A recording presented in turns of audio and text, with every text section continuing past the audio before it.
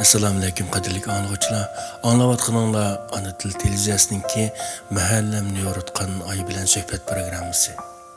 Qadrli anglag'uchilar, biz bu programmamizda o'z ana yurtlaridan ayrilib, g'arib musofirchilik dardlarini yetkazib tortayotgan, vatanning tuproqlarini yuzga surtgidek bo'layotgan aziz qarindoshlarimizning ko'ngillarini, so'q xonadonlardagi yolg'izlikni qarindoshlik illiq mehr bilan to'ldirishni maqsad qilib mikrofon oldida sizlar uchun xizmatga o'tirganimizdan to'liq xursandmiz.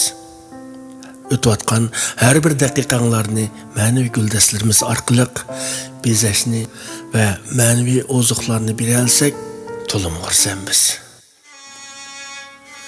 Zamoni avvalda bir podshoh o'tgan ekan. U kuniga 72 vaqt 72 xil tomoq yeydi ekan. Maxsus tomoq to'shaydigan mulozimi bor ekan. Mulozim har qitim tomoq ilib kirganda podshoh ko'ranglab, "Men yegan, sen yegan bilan o'xshash yo'lingga mang" ikki qo'llab yeganga yetildi ekan. Mulozim gaz bog'lab ketgan lavlarini sho'rab, tomg'oqlarni tamishitib qasrdan ayrildi ekan. Bir kuni podshoh shikarga chiqibdi. Tomoq to'shaydigan mulozimni birga elib minibdi. Podshoh otliq, mulozim piyoda ekan. U at bilan tangma olmay, putlari og'rib bo'lolmay podshohga talmirib qarabdi. "Ey, chakar, nimaga qaraysan? Sen menga bilan o'xshash emasmi? Menga yever" debdi podshoh qaqoqlab kulib. Mulozim harg'in oyoqlarini aram yutkab, o'pkadek isilib, yig'lamsirab minibdi. Uzun mang'andan keyin podshoh kiyiklik taqqa yetib beribdi. Atlarni taq bag'riga mulozimga tutqizib qo'yib, vazir kenizaklarini elib taqqa chiqmoqchi bo'ldi. Mulozimning mu bili chiqisi kelib, kiyik o'g'losi ketdi. Da tizilib debdi: "Ey podshoh olam, peqirning hazratlari bilan shikarga chiqishi tunji qitim. Men mu ko'nglimni ichib tushay, boshqalar siqqan taqqa menmi sig'urman, quyruqlarga silib olsizlar, rayim qilib ilib olsizlar bo'pti ekan" debdi. Podshoh ko'zining paxtasini chiqarib, "Voy ahmoq, menga basilvatqinni qara. Men o'g'ilgan, sen o'g'ilgan bilan o'xshash-ku" deb ketib qopti. Mulozim yolg'iz o'ltirib asrat chekibdi. "Xap. Menga mo'rt kela" debdi. Podshoh tog'dan tushibdi va tog'ni aylanib, sayli qilg'ash o'rniga qaytmoqchi bo'ldi. Yo'lda suvi mo'l bir daryo uchrabdi. Podshoh ko'ngilda "Bunchalik daryo nimati?" debdi-da, oldi orqasiga boqmay ot sotdi. Vazirlar agishibdi. Mulozim qirg'oqda qapti. Ot daryoning o'ttirg'i barabamayla to'lqin so'qib podshohni ilgaridan ajirtib yutibdi. Podshoh so'g'ib bir cho'kib, bir laylab baqiribdi. "Qinasan mulozim, meni chaqqan qutqizib ol" debdi.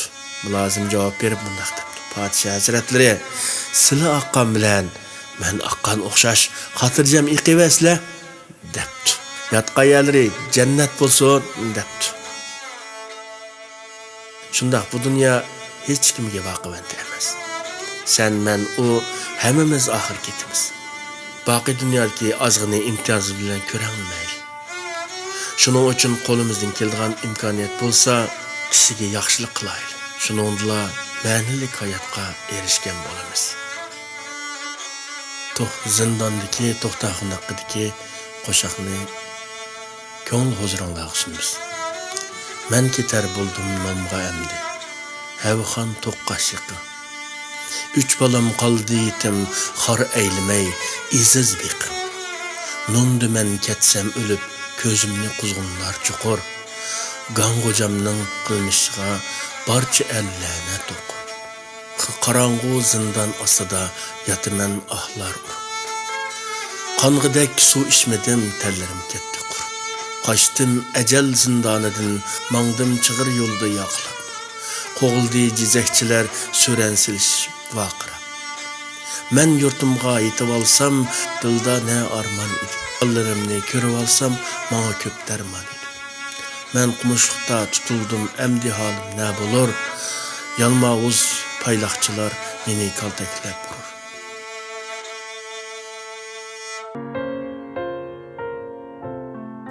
Qadrli tomoshabin Ruslar Uyghur medeniyeti neçe ming yıllık tarihiga bebaho Uyg'urlarning boyliqidir. Amstanda bir kalima Uyg'ur maqal tamsillaridan huzuringizga sunamiz. Hayvan tuyuqidan qeriydi, odam quluqidan qeriydi. Hayvan ishdan qeriydi, odam tishdan qeriydi. Hayvan gelidan qeriydi, odam belidan qeriydi. Hayvan yemdan qeriydi, odam hamdan qeriydi. Hayvan ig'izdan qeriydi, odam ko'zdan qeriydi.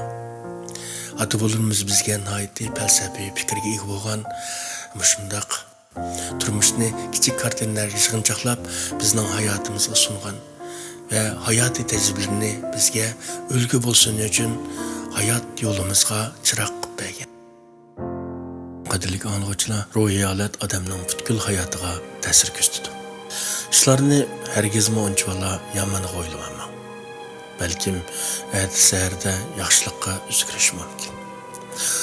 Ruhiy holat bilan istiqbolning munosabati har bir muvaffaqiyat qozong'uchining o'ylashi zarur bo'lgan kishilik hayot temasidir.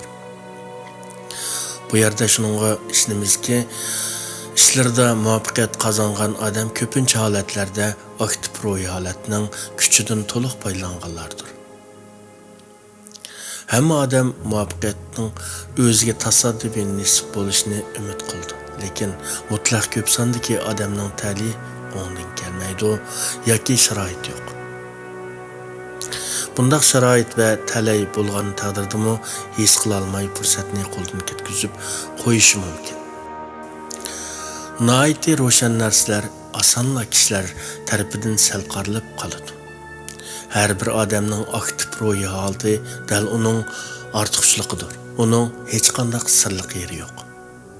Amerika Harvard universitetining tanliq faoliyatshunosi Plokisningki ruhiy holat odamning butkul hayotiga ta'sir ko'rsatadi degan kitobidagi ko'z qarash bo'yicha bo'lganda odamning ruhiy holati muhitning o'zgarishiga ergishib tabiiy holda aktiv ruhiy holat va passiv ruhiy holat deb ikki xilga bo'linib shakllanadi.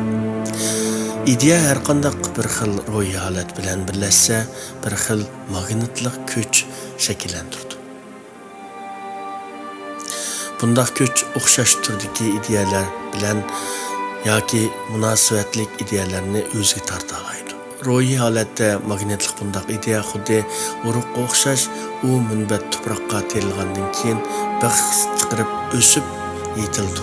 Hamda aslidagi shu kichikkinam sonsizligan o'xshash urug'qa aylangacha to'xtamasdan ko'paydi. Mana bu ruhiy holatning g'oyat zo'r rol o'ynashidagi sabab. Aktiv ruhiy holat barliq aql parastimizni qo'zg'ata oladi. Passiv ruhiy holat bo'lsa, xuddi o'michdek to'ri qurt qo'ng'izlarning qanot quyruqlari put qo'llarini chirmab olgandek qobiliyatimizni joriy qildirishni cheklab qo'ydi. Bir she'rda mundaq tasvirlangan. Yengildim deb qarasang, yengilsang qarar. Yengilmayman desang gar, yengilmaysan qarar. Programmamizni yoqtirgan bo'lsangiz, programmamizga ergashing.